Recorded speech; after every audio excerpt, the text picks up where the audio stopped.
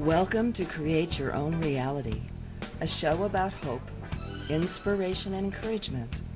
A program that will feature guests and topics that may inspire you to think and stretch your beliefs about what is real and how you can create miracles in your life.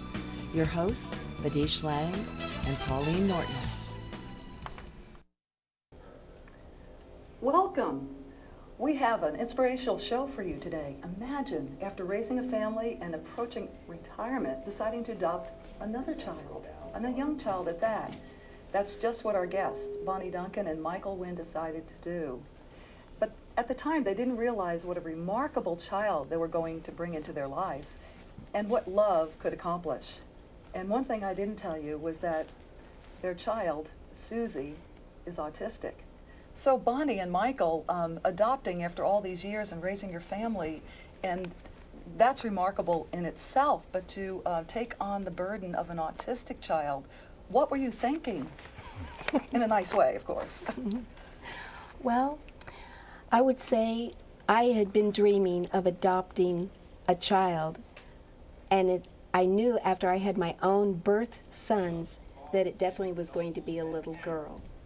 And it was like the law of attraction. I just kept visualizing this beautiful little girl that I would have someday. And after I left a 29-year marriage and started out on my own 13 years ago, I never gave up on that dream. And when I met this wonderful man here, Michael, I asked him when I started feeling very strongly toward him if he would be interested in adopting a child, and it had to be a little girl. And he said, he took my hands and he looked in my eyes and he said, you know, I'm almost 50 and I think I'm about ready to be a father. You were lucky. I was very, very lucky. And a year later we were married. 2 years later after that we had passed the home adoption trial and we were given the get-go. And 9 months exactly after the state gave us the get-go, that means we were suitable adopted foster parents, he brought a paper home for an unrelated article, and after I glanced at that, I turned to the other section and it said Wednesday's child. And I remember so vividly, there I scanned down and I saw these two big, gorgeous brown eyes with this big smile, beautiful forehead, just beaming out, and I just was immediately drawn in. It was like the eyes are the windows to the soul, Paramahansa Yogananda said, and I was drawn into these eyes, and I read down and it said she had autism. And I, being an educator and also a special ed teacher, thought, well, if she's looking at the camera and she's smiling, there's great hope here. Now, how old was she when the first time that you saw Suzie? She was 3.5 when we saw her in the newspaper. Okay. And then 1 week later, after we came back from celebrating our second wedding anniversary, there she was in our Planned Loving Adoption Now bulletin, full color, all the detail. And this time I just knew. And I had asked God to give me a sign because Michael was pretty reluctant when it came to the word autistic. And, you know, he'd never been a father before. And what was your initial reactions, Michael? My initial reaction was just, I seized up. Oh my God. Yeah, exactly. I have some degree of mental challenges in some of my other siblings, and had decided to never have a child of my own. So now here I am again, I'm closing down on 50, and the idea of adoption, I was very open to that, but autism scared me. Sounds like God had a different plan for this time in your life. Yeah, I was going to say that because first off, I'm just absolutely floored that, you know, at your age, that you got permission to adopt, number one. But once they did that, I can see where they would accept you to take on an autistic child with your background in special ed. I think that is probably why the state did grant her to us, because we could meet her needs the best. I never gave up on praying and meditating the whole 6 weeks after we put our name in and said that we did want to be considered. And I just knew in my heart of hearts that she was our child. Well, can I ask you a question? First of all, can you give us a little bit of background on Suzie initially when she was put into the adoption situation? What's the background there? I understand she was, what, 1.5? She was, yes, 19 months. And right away, the foster mom down in Salem noticed that there was something very different about this child than her other babies, so she took her to Oregon Health Science University, and there they did the test. And it's good that they did them then, because early Yes. detection of autism is, you know, just so beneficial, I mean, for the rest of their lives, if you can get that head start. And they said, though, that she'd been so malnourished, so neglected, that she would never walk, she would never talk, and she'd always be mentally retarded. And the foster mom said, "Oh no, not my child."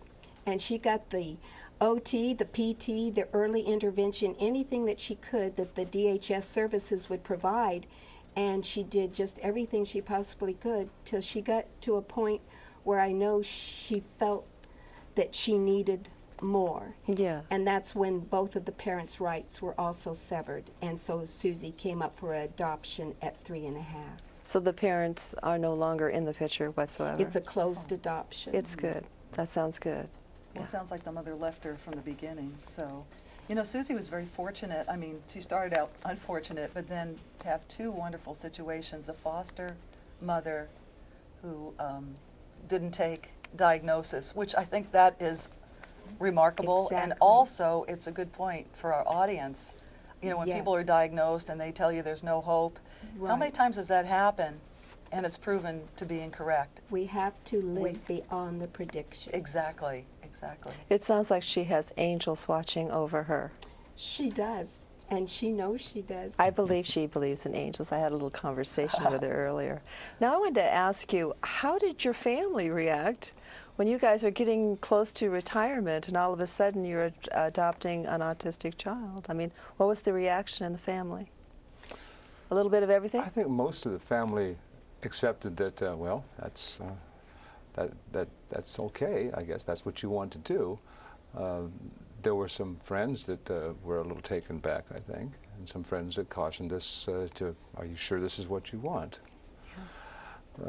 You weren't too sure, though, were you? You Well- were absolutely sure, but you sound like you might have had some.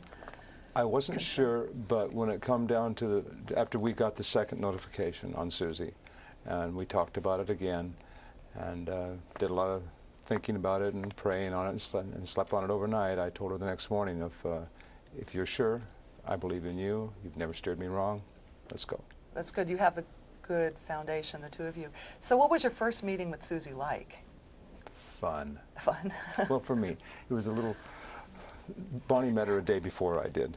I met Suzie on October 22nd. She was how old? She was 3.5, and it was Michael's birthday, but he was working.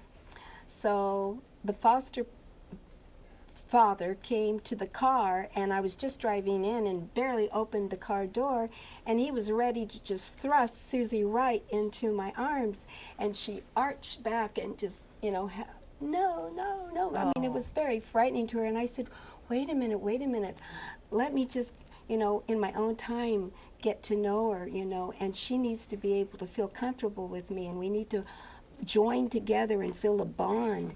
So that's what the next 2 hours were. We jumped on the bed together, we rolled on her big therapeutic ball. I chased her, which was her favorite game. Well, I And- understand something about your background, which is interesting. You're a special education teacher, so this must have been helpful in adapting, you know, Suzie to Suzie and Suzie to you. Somewhat. It's sort of like you never really know how to do something until you do it. Have you Yeah. worked with autistic children before? I had worked with high school and grade school age, but never toddlers.